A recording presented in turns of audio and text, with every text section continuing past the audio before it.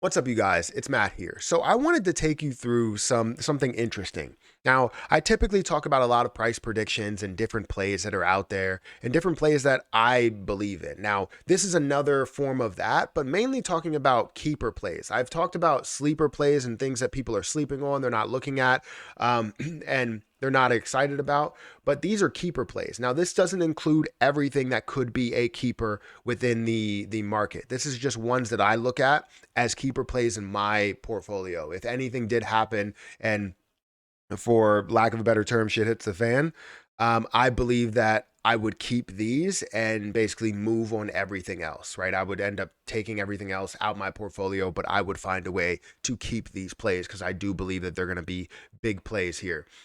So anyways, guys, hit the like button, hit the subscribe button, hit that notification bell for more videos like this one. Also, make sure you guys check out some of the links down below. It does help out the channel. And if you guys want to follow me on Twitter, make sure you guys follow me on Twitter at Perry8K.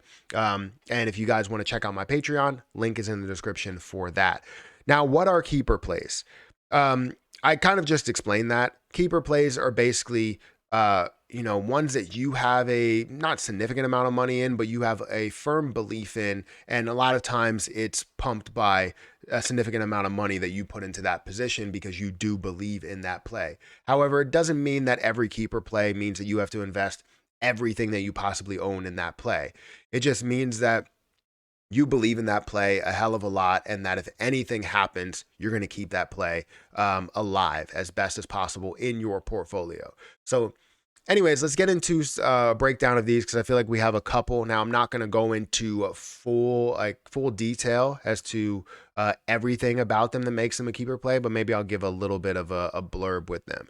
So I kind of have two that are in the same category, and I wanted to lump them together rather than splitting them apart.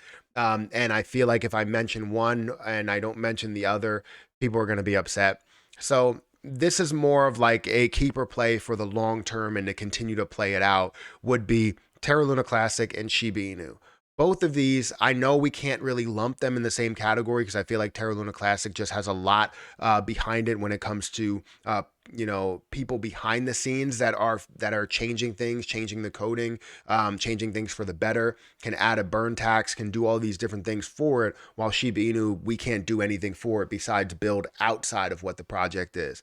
But we definitely have both of these plays that are really, really big in growth, seeing how much people can gain from them, how much people have gained from them. And they're definitely keeper plays for a lot of people. Because if you're investing at some of these parts and you don't know exactly what's going to happen, the unknown is what makes it very, very interesting. So you don't know if Shiba Inu is going to burn a hell of a lot. You don't know if Shibarium is going to burn a hell of a lot. You don't know if Terra Luna Classic and Binance and all the exchanges are going to implement some sort of burn. If you're going to see the repeg end up doing a ton of burns there, or have a huge benefit that's maybe unknown to some people. The point is that the unknown here can make this a massive play. And if you end up letting go of that position and it turns into that massive play, you're going to feel sorry that you let it go. So it definitely is more of a keeper play for both of those. The next one I have on my list is Cronos. Cronos, I feel like, is a no-brainer keeper play, because I feel like that's like the next best exchange token, but a lot better, I would say. It has a lot of future value associated with it. When you look at the different things that are being developed with crypto.com, as far as NFTs, as far as maybe a Chronoverse, as far as just being able to use Cronos as a form of payment in most cases, it's definitely showing a lot of promise. So I think Cronos is one of those plays that you probably would like to think about keeping, or at least keeping some, because at the current price where it is at like 7 cents, or 8 cents, you're looking at so much room for growth here, to where it's like kind of predictable growth and it feels good about it.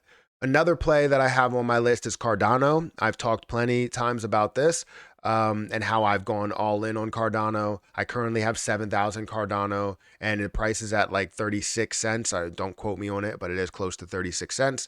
I believe in this play so much, and the strength of this play so much, and how many people are holding it, the length of time people are holding it. It's really just a no-brainer within this play, or within the crypto ecosystem or crypto market. It's just a no-brainer. The next one I have on my list is Ethereum.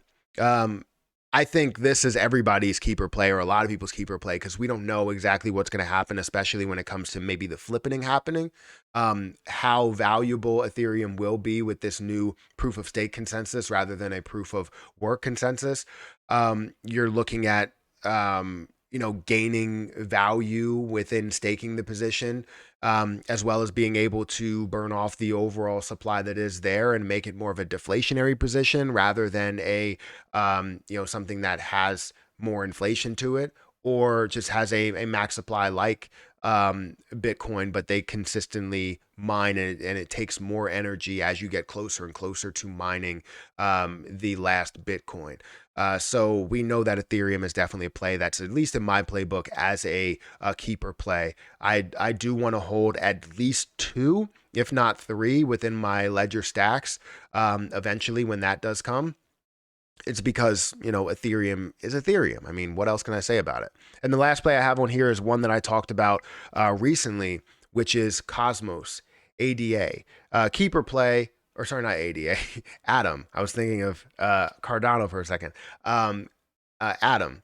So right now, they have a 24% APY over in the DeFi wallet. If I can gain more Atom and see the future value of that and how much this grows, what I believe at a level of, seeing it up to $400 at some point, it's definitely a keeper play, not only over 2023, but 2024, 2025, and beyond.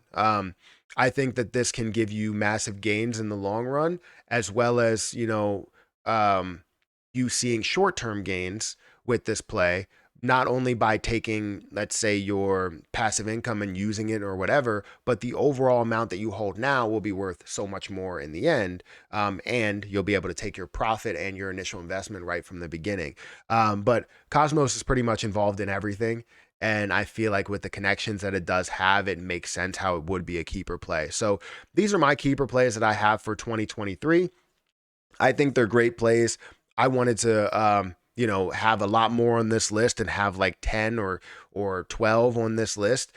But, there's sometimes you got to narrow it down to a couple of things, because you can't put everything that you own on a keeper list, because then you just keep your whole entire portfolio. You want to make sure that if anything goes wrong, you have a couple of positions that you will not sell if it does, if shit does hit the fan, really. So anyways, guys, hit the like button, hit the subscribe button, hit that notification bell for more videos like this one. Also, make sure you check out some of the links down below. And if you guys want to check out some of my referral links, check out my credit card referral links, exchange referral links. You can definitely sign up for those. Sorry, you can definitely sign up for those and be a part of trading crypto. Get started trading crypto.